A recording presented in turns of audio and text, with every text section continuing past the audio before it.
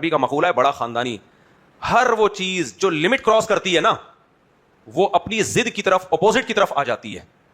مثال کے طور پر تواضع اچھی چیز ہے، حد سے زیادہ تواضع یہ تکبر ہے، یہ شو بازی ہے. تواضع اچھی چیز ہے کہ نہیں ہے؟ عاجزی انکساری. لیکن حد سے زیادہ عاجزی کا مطلب شو مار رہا ہے کم وقت، لوگوں کی تعریف کا بھوکا ہے یہ، تبھی اتنا جھک رہا ہے، اتنا بڑا جا رہا ہے. لوگ کہیں کہ ماشاءاللہ حضرت جی کی آج تواضع دیکھ کے حیران ہو گیا میں. شو بازی ہے، خود پسندی ہے، چاہ رہے ہیں لوگ میری تعریفیں کریں. یہ تواضع نہیں ہے، شو ہے. نارمل رہو جیسے ساری دنیا رہتی ہے. اخلاص جب حد سے زیادہ بڑھ جائے تو سمجھ لو کہ اخلاص نہیں ہے، یہ ریا ہے. صحیح ہے نا، یہ ریا ہے. اتنا نیک بننے کی کوشش کیوں کر رہے ہیں بھائی؟ وہ میں نے بتایا تھا نا، ایک مولوی صاحب ٹی وی چینل پہ آئے، کسی نے بتایا کہ میری ماں کا انتقال ہو گیا، میری ماں اور بیوی کی لڑائی ہوتی تھی تو میں نے ماں کو پتہ نہیں کہیں عیدی سینٹر جمع کرا دیا، وہاں وہ مر گئی. تو وہ مولوی صاحب ٹی وی پہ ماں کی خبر سن کے جو روئے ہیں، شروع میں تو ہم کو بھی تھوڑا سا آیا رونا. اس کے بعد اینکر کو ایسا لگ رہا تھا کہ ہنسی آ رہی ہے لیکن اینکر ہنسی روک رہا ہے، اور اینکر اس سے بزبان حال کہہ رہا تھا چپ کر جا ورنہ میری ہنسی نکل جائے گی. بہت مشکل سے کیمرے کے سامنے میں ہنسی روک کے بیٹھا ہوں. ابے اپنی ماں پہ اتنا نہیں کوئی رو رہا ہوتا، دوسرے کی ماں پہ تو ٹی وی میں بیٹھ کے اتنا رو رہا ہے، اتنا رو رہا ہے، ہائے ہائے ماں ماں ماں کرتے جا رہا ہے. بس کر دے، بس کر دے. لیکن ٹی وی پہ چلتا یہ ناٹک ہی ہے، ڈرامے زیادہ چلیں گے ٹی وی پہ. ٹی وی سے مراد میڈیا پہ. ایسے واقعات دیکھنے کے بعد نا کسی کے جنازے پہ کوئی بہت زیادہ رو رہا ہو نا، کسی کے قتل پہ، تو مجھے شک ہونے لگتا ہے اسی نے نہ مارا ہو کہیں. مقتول کے جنازے پہ جو بہت زیادہ رو رہا ہے نا، میں نہیں کہہ رہا وہ قاتل ہے، کسی بے گناہ پہ الزام نہیں لگا رہا، لیکن شک ہونے لگتا ہے اسی نے مارا ہے. کیونکہ کل شیء خرج عن حدہ رجع الی ضدہ.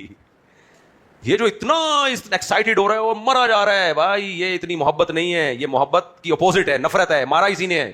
شک ہونے لگتا ہے انسان کو، تو اتنا کیوں رو رہا ہے.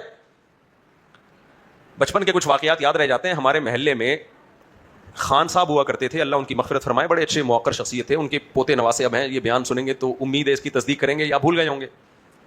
ان کی ساس کا انتقال ہو گیا تو ایک صاحب آئے تعزیت کے لیے، بہت زیادہ گڑے جا رہے ہیں، بہت افسوس ہوا مجھے آپ کی ساس کو، بہت زیادہ. جب زیادہ کیا نا انہوں نے، خان صاحب نے کہا تیری کیا لگتی تھی جو تو اتنا زیادہ افسوس ہو رہا ہے، بس ایک دفعہ تعزیت کر لی جی، بہت افسوس ہوا، اللہ مغفرت فرمائے. ان کا تو گڑائی جا رہا ہے زمین میں کم وقت. اب مجھے پورے الفاظ یاد نہیں ہیں، وہ تھے اسٹریٹ فارورڈ. انہوں نے بولا تیری کیا لگتی تھی.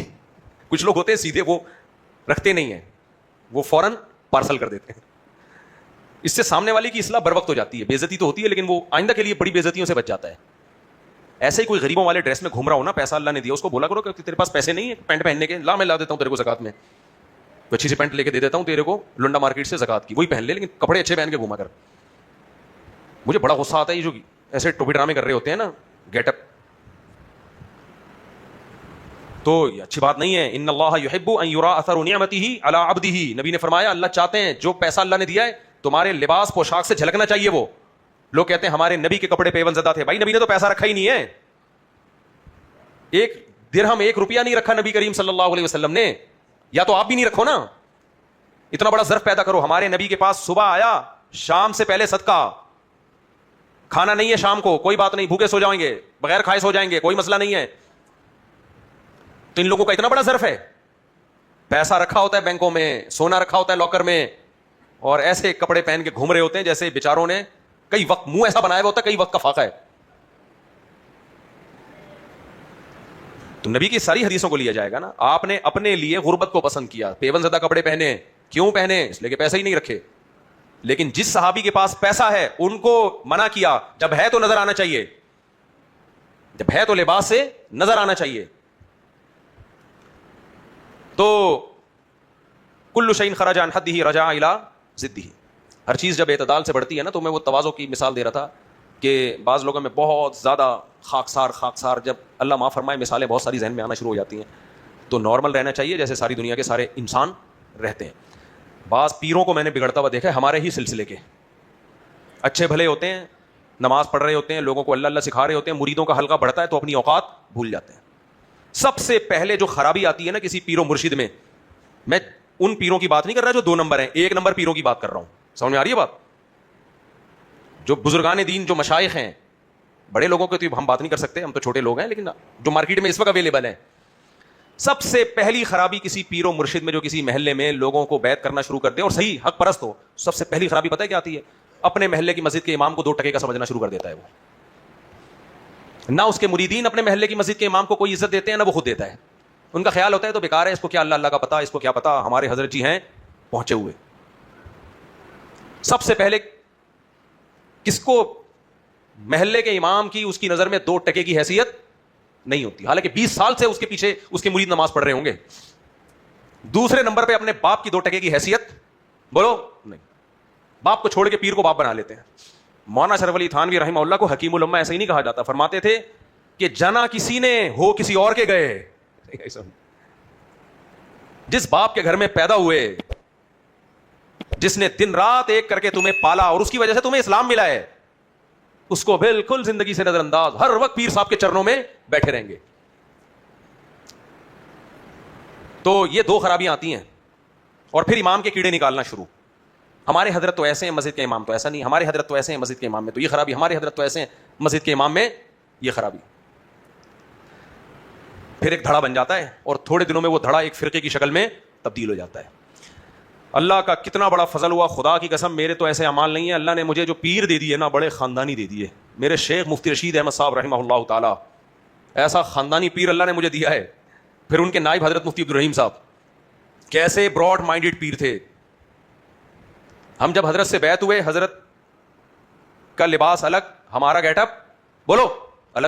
حضرت نے نہیں کہا جیسے کپڑے میں پہن رہا ہوں ویسے ہی کپڑے تم پہنو, جیسی ٹوپی میں پہنتا ہوں ویسی ٹوپی تم پہنو, جیسی پگڑی میں پہنتا ہوں ویسی پگڑی بولو. ابے بول لو نا, کیا جا رہا ہے یار. ویسی پہنو کا لفظ آخر میں چھوڑ دوں تو خالی پہنو کا لفظ بول دو. میرے شیخ حضرت مفتی رشید احمد صاحب کا سلسلہ میں بتا دوں, وہ خلیفہ تھے حضرت مولانا عبد الغنی پھول پوری رحمہ اللہ کے, جن کے خلیفہ حضرت حکیم اختر صاحب رحمہ اللہ تعالیٰ تھے. اللہ ان دونوں بزرگوں کی قبروں کو نور سے بھر دے. تو عبد الغنی پھول پوری رحمہ اللہ بہت بڑے اللہ والے بزرگ تھے. ان کی آپ سوانے پڑھو, آپ روتے رہو گے ان کی سوانے پڑھ کے. ایسے ایسے لوگ اللہ نے اس امت میں پیدا کیے. اور مولانا عبد الغنی پھول پوری رحمہ اللہ مجاز بیعت تھے, خلیفہ تھے حضرت مولانا اشرف علی تھانوی رحمہ اللہ تعالیٰ کے. سامنے آ رہی بات کہ نہیں آ رہی؟ تو ہمارے حضرت کا جو سلسلہ تھا تصوف میں وہ چھوٹا نہیں تھا. اور میرے شیخ کو 4 سلسلوں میں بیعت کی اجازت ملی ہوئی تھی. تصوف کے 4 سلسلے ہیں, قادریہ, چشتیہ, سہروردیہ اور نقشبندیہ. 4 سلسلے میں بیعت کرتے تھے. اور حضرت نے حدیث پڑھی مولانا حسین احمد مدنی رحمہ اللہ تعالیٰ سے. سمجھ میں آ رہی ہے بات؟ مولانا حسین احمد مدنی کے درس روضہ رسول کے قریب ہوا کرتے تھے. روضہ رسول صلی اللہ علیہ وسلم مسجد نبوی میں حضرت مولانا حسین مدنی رحمہ اللہ تعالیٰ درس حدیث پڑھایا کرتے تھے. پوری دنیا سے لوگ مسجد نبوی میں آتے تھے آپ کا درس سننے کے لیے. بذل المجہود جو ابو داؤد کی شرح ہے نا, مولانا زکریا رحمہ اللہ تعالیٰ نے روضہ رسول کے سامنے بیٹھ کے لکھی ہے. وہ آج عربی میں شرح ہے, عرب سعودی عرب کی لائبریری میں بھی ملتی ہے, یہاں بھی ملتی ہے. تو حدیث میں اتنا بڑا سلسلہ. اور فتوے کا کام کس سے سیکھا؟ مفتی تھے نا حضرت مفتی محمد شفیع صاحب رحمہ اللہ تعالیٰ, جو مفتی اعظم پاکستان, جن کے دونوں بیٹے حضرت مفتی رفیع عثمانی, حضرت مفتی تقی عثمانی حفظہم اللہ تعالیٰ دامت برکاتہم العالیہ. تو اتنی بڑی سند, کتنا علم اللہ نے دیا. حضرت مفتی تقی عثمانی صاحب, حضرت مفتی رفیع عثمانی صاحب, یہ ہمارے حضرت کی کسٹڈی میں کئی سال رہے ہیں اور 7-8 سال مسلسل پڑھا ہے. تو جب شاگرد اتنے بڑے ہیں, آپ اندازہ لگا لو استاذ کتنا بڑا ہوگا. تو میرے جیسے نالائق کو اللہ نے 18 سال کی عمر میں ایسے بزرگ کے قدموں میں بیٹھنے کی توفیق نصیب فرما دی. کتنے بڑے آدمی تھے وہ, لیکن حضرت نے کوئی دھڑے بندی نہیں کی. جیسے کپڑے میں پہن رہا ہوں ایسے پہنو, جیسی پگڑی میں پہن رہا ہوں ایسی پہنو, جو میری رائے ہے اسی کو فالو کرنا ہے ہر قیمت پہ. نا نا نا, ایسا نہیں ہے.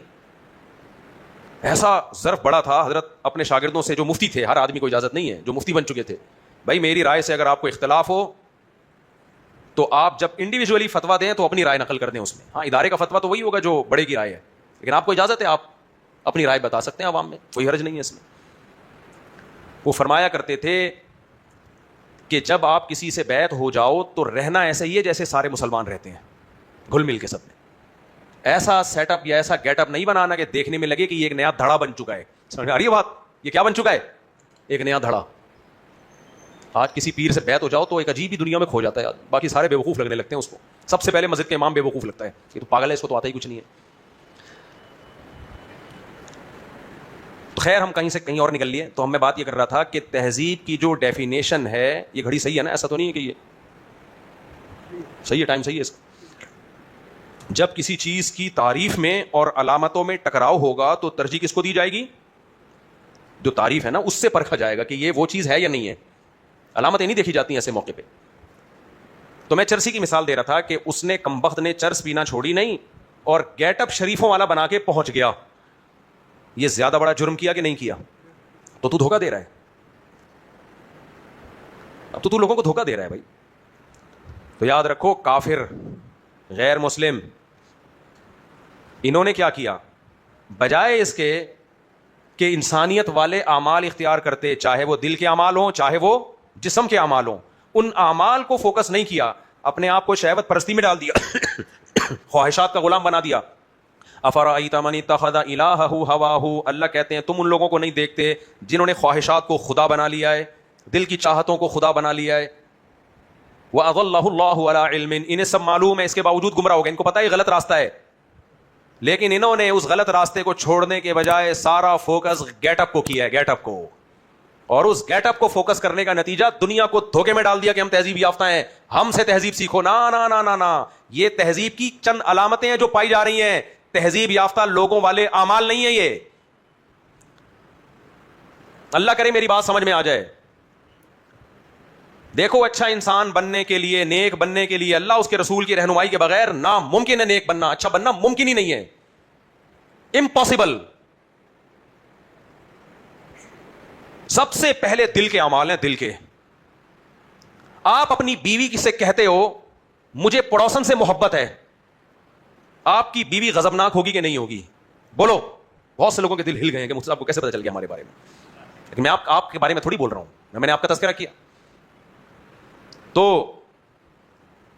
اسی طرح جب میں یہ کہتا ہوں کہ آپ اپنی بیوی سے کہتے ہیں مجھے پڑوسن اچھی, تو ایک دم کچھ لوگوں کے دل ہلنا شروع ہو جاتے ہیں.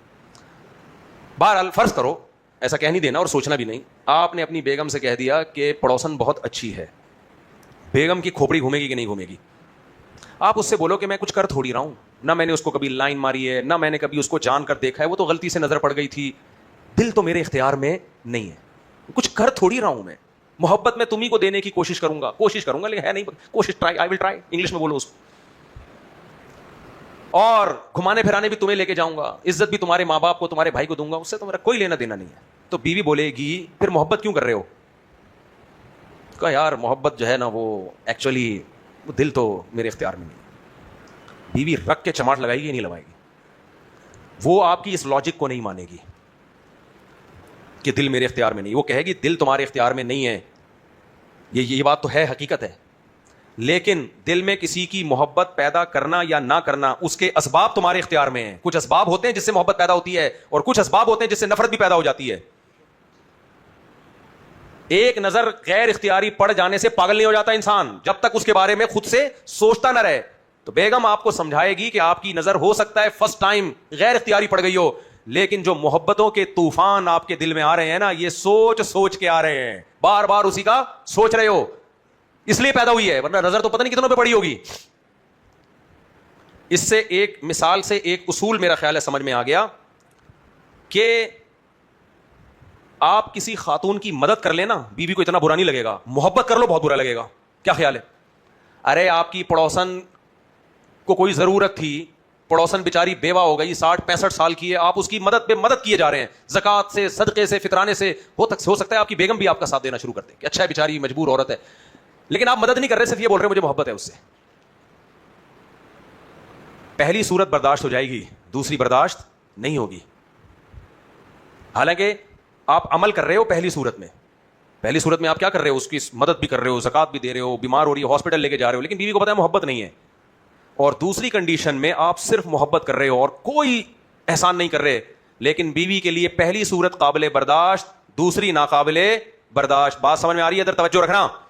اس سے پتہ چلتا ہے محبت سے بڑا عمل دنیا میں کوئی ہے ہی نہیں, یہ سب سے بڑا عمل ہے. سب سے بڑا عمل کیا ہے؟ محبت. یہ چھوٹا عمل نہیں ہے. کس سے آپ کو محبت ہے, کس سے نفرت ہے؟ تو اب مجھے ایک بات بتاؤ, بیوی سے یہ قطعاً برداشت نہیں ہو رہا کہ آپ بیوی والی محبت کسی اور کو دینا شروع کر دو. باپ سے قطعاً برداشت نہیں ہوگا کہ آپ جو محبت باپ کو چاہیے تھی وہ جمشید کو دینا شروع کر دو, اگر وہ آپ کا باپ نہیں ہے. کبھی بھی برداشت نہیں ہوگا. صرف آپ کو یہ پتا چل جائے اس کے دل میں, جو ماں باپ جو کسی پیر و مرشد سے بیعت ہونے پر پریشان ہوتے ہیں نا, بہت دفعہ اس لیے ہو رہے تھے, ان کو اندازہ ہو گیا تو اس کے دل میں اب ہماری 2 ٹکے کی حیثیت نہیں ہے, پیر صاحب کو اس نے باپ بنا لیا, فری پھوکڑ کے پیر صاحب کو اولاد مل گئی ہے, خرچہ ہمارا ہوا, انویسٹمنٹ ہماری ہوئی, کٹنگ ختنے کی ہم نے کروائی ہے, 2 بکرے ہم نے کاٹے, پیر صاحب کھائے بھی جا رہے ہیں, اور ہو بھی کس کا گیا, پیر صاحب کا ہو گیا. تو غصہ تو آئے گا باپ کو. پھر جب پیر صاحب کے پاس اطلاع پہنچتی, پیر صاحب کہتے ہیں علماء کی محبت نہیں ہے, محبت.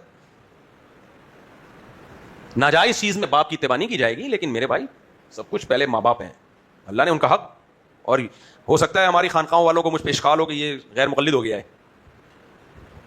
یہ بات حکیم الامہ نے لکھی ہے, مولانا شریف تھانوی نے لکھی. ویسے تو قرآن و سنت سے ثابت ہے, لیکن بعض دفعہ خانقاہ والوں کو نا قرآن و سنت سمجھ میں نہیں آ رہا ہوتا, ان کو بولو حکیم الامہ نے فرمایا, مان لیں گے. میں جب 4 شادیوں پہ بیان کیا کرتا تھا, میں جا کے سمجھاتا تھا بھائی یہ ضروری ہے, تو وہ لوگ کہتے تھے, جو خانقاہ کے لوگ ہیں, ہماری خانقاہوں کی بات کر رہا ہوں, دیوبندیوں کی خانقاہ ہے, وہ کہتے ہیں مولانا تھانوی نے لکھا ہے کہ دوسری شادی زمانے میں نہیں کرنی چاہیے. میں کہتا بھائی حضرت حکیم الامہ ہم ان کی خاک کے برابر نہیں, لیکن قرآن نے لکھا ہے کہ کر لینی چاہیے. اس وقت مجھے اندازہ ہوا یہ اتنے ڈھیٹ ہے نا, ان کو جب تک مولانا شریف تھانوی رحمۃ اللہ علیہ کا ملفوظ نکال کے نہیں سناؤ گے, یہ نہیں مان لائیں گے. جیسے فضائل اعمال بہت پیاری کتاب ہے, تبلیغ والے بہت اچھے ہیں, لیکن بعض تبلیغ والے سب نہیں بھائی, میجورٹی اچھی ہے تبلیغ میں. میں تو خود بھی لوگوں کو ترغیب دیتا ہوں, میں تو کہتا ہوں اپنی بیویوں کو بھی تبلیغ میں نکالو, لیکن بعض تبلیغ والے, اب وہ بھی کم ہو گئے, پہلے زیادہ تھے. ہمارے حضرت فرمایا کرتے تھے کہ ان بعض لوگ اتنے متشدد ہیں فضائل اعمال کے بارے میں کہ ان کا خیال یہ ہے کہ یہ 5ویں آسمانی کتاب ہے, اس کو ایسا پکڑا ہے نا کہ قرآن کی آیتیں پڑھ کے سناؤ تس سے مس نہیں ہوں گے. فضائل اعمال کا حوالہ دے دو فوراً نہیں مان لے آئیں گے. سب نہیں ہوتے, ہر فیلڈ میں ہوتے ہیں برے, اچھے برے ہر فیلڈ میں ہوتے ہیں, مدرسوں میں بھی ہوتے ہیں, تبلیغ میں بھی ہوتے ہیں, ہر تنظیم میں ہوتے ہیں.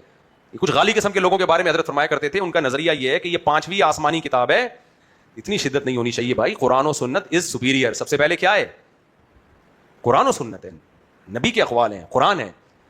تو میں ان کو سمجھا کے خانقاہی لوگوں کو نا کہ بھائی, وہ کہتے نہیں مولانا شرف علی تھانوی سے تم بڑے نکل گئے, انہوں نے کہا ہے کہ جی نہیں کرنی چاہیے. میں نے کہا بھائی وہ نجی محفل میں کہہ دیا, انہوں نے 2 شادیاں کی, ان کو اندازہ ہو گیا کہ بھائی یہ بڑا مشکل کام ہے. سمجھ آ رہی ہے؟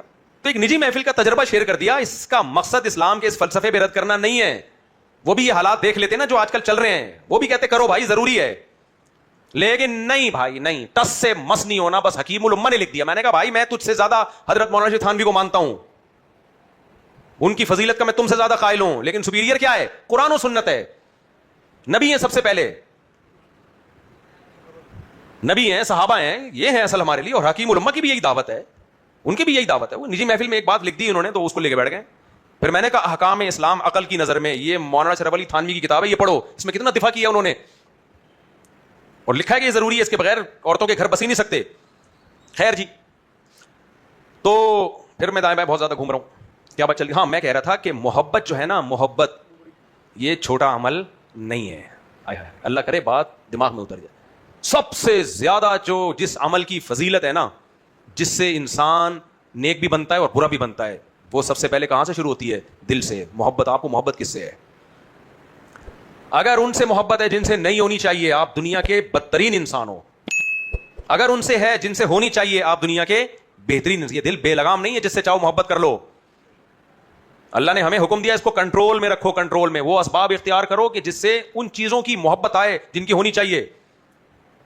کافر کا سب سے بڑا جرم پتہ ہے کیا ہے؟ وہ اپنے بنانے والے سے محبت نہیں کرتا. بس یہیں پہ ختم ہو گئی بات. کتنا بھی اچھا بن جائے, لگا رہا جاؤ. بالکل ایسا ہی ہے.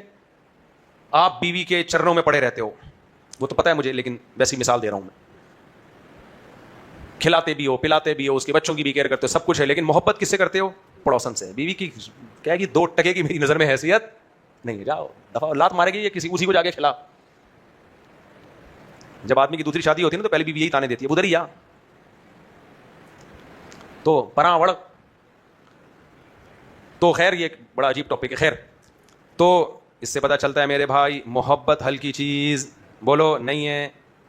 اللہ نے نا ہمیں باتیں سمجھانے کے لیے ہمارے اندر ہی مثالیں پیدا کی ہوئی ہیں. جو کافر یہ کہتا ہے نا کہ اگر مجھے اللہ سے محبت نہیں تو کیا ہو گیا, اس کو بول تیری بیوی, اگر تو اپنی بیوی سے بولتے مجھے تجھ سے محبت نہیں ہے تو کیا ہو گیا, یہی ہوگا, کھلا مانگے گی اور کچھ بھی نہیں ہوگا. سمجھ آ رہی ہو؟ یا تو مجبور ہوگی بیچاری کہ یار کہاں دھکے کھاؤں گی, ورنہ وہ تیرے ساتھ رہنا پسند نہیں کرے گی.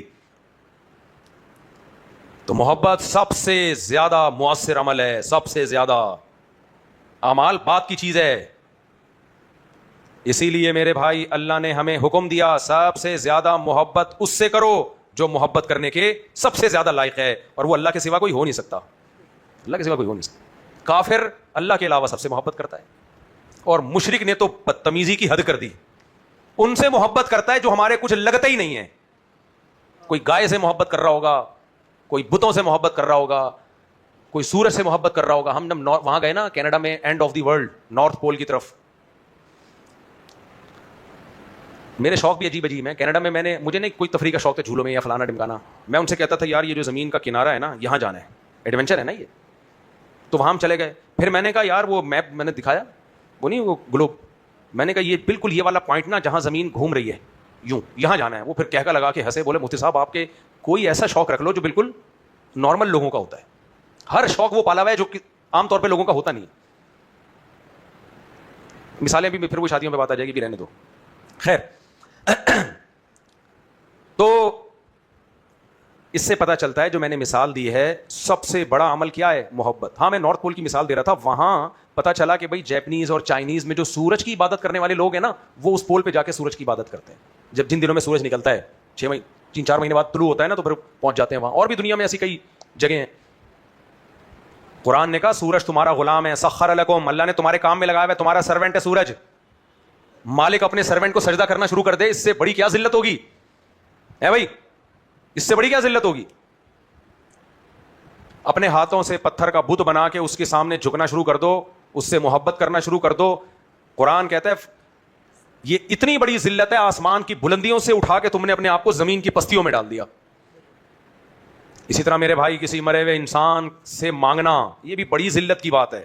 مزاروں پہ جا کے جو مانگ رہے ہیں نا, میں پہلے نہیں سمجھتا تھا کہ پڑھے لکھے لوگ بھی مزاروں پہ جا کے مزاروں سے مانگتے ہیں. مجھے پہلی دفعہ آنکھیں جب کھلیں, ایک دفعہ میں لاہور سے کراچی آ رہا تھا ٹرین میں, یہ بات ہوگی میرا خیال ہے 2006 یا 4 کی. Lahore to Karachi night coach چلا کرتی تھی. پوری جو بوگی تھی نا بھری ہوئی تھی, جا رہے تھے لال شہباز قلندر کے مزار پہ. بڑے میں نے تو پہلی دفعہ منظر دیکھا تھا, میں اکیلا بیٹھا ہوا ہوں وہاں بھی.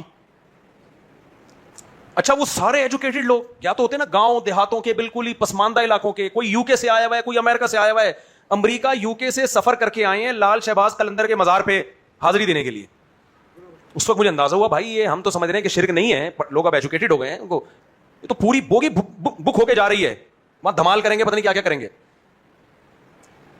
اب میں نے کہا تھوڑا سا, میرے شوق آپ کو میں بتا چکا ہوں, میں نے کہا تھوڑا سا ان کو چھیڑتے ہیں, یعنی چھیڑنے سے مراد ان کو تبلیغ کرتا ہوں. یار تم کیا کر رہے ہو, تم لاہور سے ٹکٹ کرا کے جا رہے ہو صرف 7 شریف.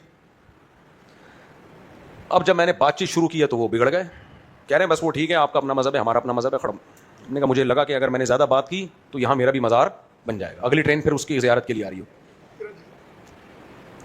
اس کو مجھے اندازہ ہوا کہ جتنا ہم سمجھتے ہیں ایسا ہے نہیں, لوگوں میں شرک بہت ہے. اور یہ عاملوں وابلوں کے یہ جو چاہتے ہیں نا لوگ, یہ سارا شرکیہ ذہنی تو ہے. کوئی بھی کچھ بھی الو بنا دے چلے جاتے ہیں لوگ, کوئی بھی کچھ بھی الو بنا دے لائن لگا کے کھڑے ہو جاتے ہیں. اور یہ جاہل لوگوں کا کام نہیں, پڑھے لکھے لوگوں میں بھی بہت. شوف سرکار کے پاس تو بڑے بڑے ایجوکیٹڈ لوگ آتے تھے, پتہ نہیں شوف سرکار کہاں گیا, آج کل میڈیا سے غائب ہے, مارکیٹ سے شاید ہو سکتا ہے کسی نے اس سے زیادہ پاور پھونک لگا دی ہو اس کو, اس سے بھی بڑی پھونک مارکیٹ میں آ گئی ہو. لیکن کتنا بیوقوف بنایا نا لوگوں کو, کتنا بیوقوف بنایا. کل بیچاری ایک خاتون آئی ہے کسی عامل کی ڈسی ہوئی, عامل بھی ادھر گلشن معمار میں ہے.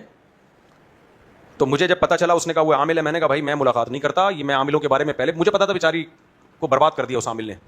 تو میں نے اپنے خادم سے کہا کہ بھائی ان کو بول دو کہ میں ملاقات کا ٹائم نہیں دوں گا, عامل کے پاس آپ گئی کیوں. لیکن بتایا میں بہت دور سے آئی ہوں, جب بہت اصرار کیا تو پھر ہم نے بات سنی, وہی عامل برباد کر چکا تھا.